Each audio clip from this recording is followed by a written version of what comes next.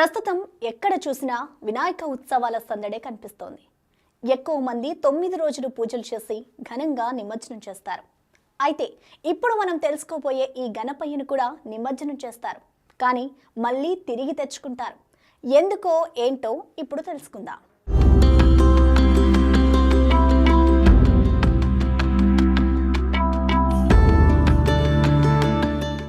గణేష్ నవరాత్రులు అనగానే గుర్తొచ్చేవి తయారు చేసిన గణపతులు, మట్టి గణపతులు. కానీ ఇక్కడ ఈ ఊరి ప్రజలు మాత్రం కట్టే గణపతిని తయారు చేసి ప్రతి ఏటా కొలుస్తారు.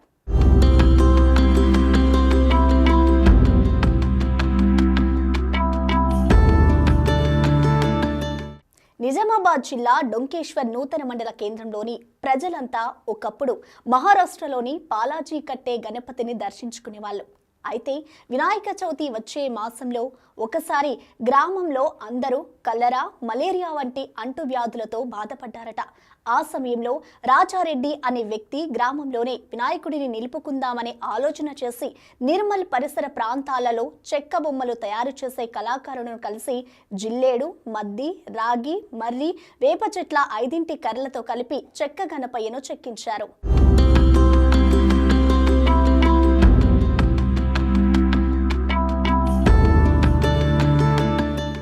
అనంతరం గ్రామస్తులంతా కలిసి చందాలు వేసుకుని గ్రామంలో కర్ర వినాయకుడిని ప్రతి ఏటా పూజిస్తున్నారు.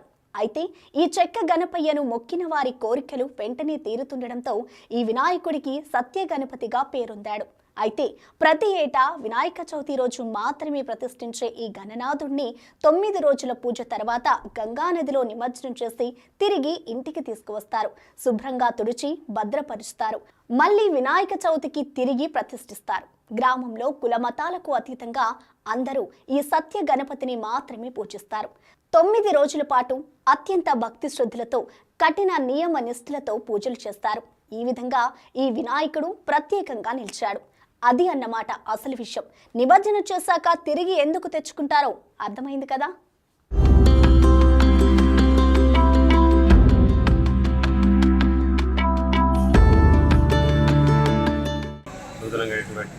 మరి ఇది గ్రామాన్ని మండలంగా ప్రకటించడం జరిగింది. అదేవిధంగా ఈ సత్య గణపతి అనేది మేము 2018లో ప్రతిష్ఠించుకోవడం జరిగింది.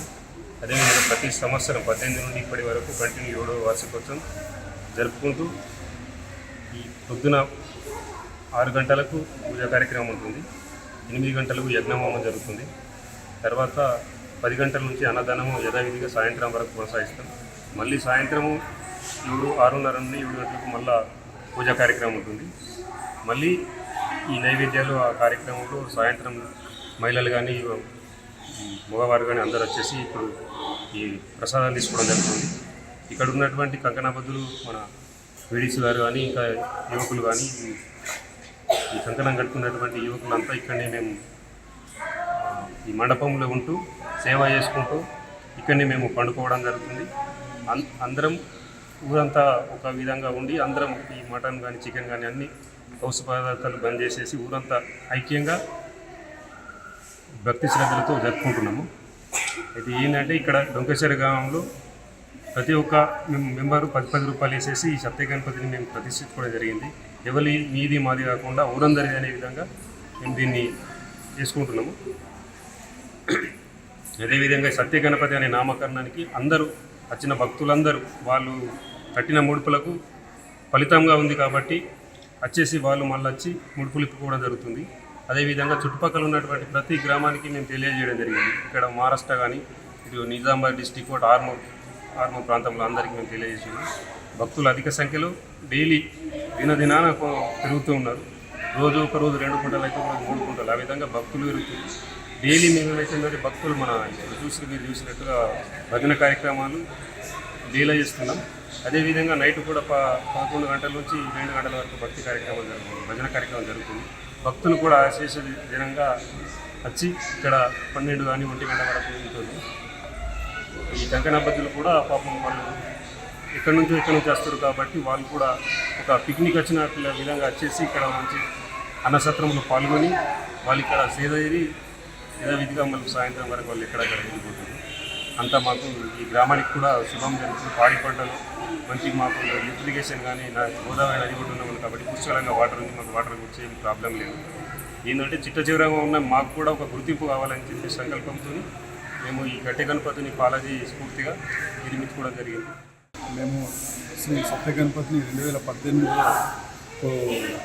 స్థాపించుకోవడం జరిగింది. ఇది 7వ వార్షికోత్సవం. మేము గ్రామాభివృద్ధి కమిటీ, యువకులు, మహిళలు, అలాగే అన్ని సంఘాలు అందరూ కోఆపరేట్ చేసి ఈ 7వ సంవత్సరానికి పూర్తి చేసుకుంటాము.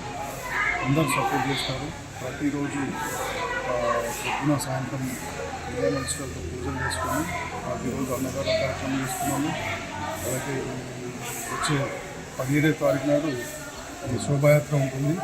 ఆ రోజు అన్నసత్రం ఉంటుంది. ఈ ఒకటే గ్రామం కాకుండా వాళ్ళ చుట్టుపక్కల ఉన్న గ్రామాలు అలాగే పక్కన ఉన్నటువంటి పరిసర ప్రాంతాల నుండి అందరూ వస్తారు. మేము ఘనంగా జరుపుకుంటున్నాం.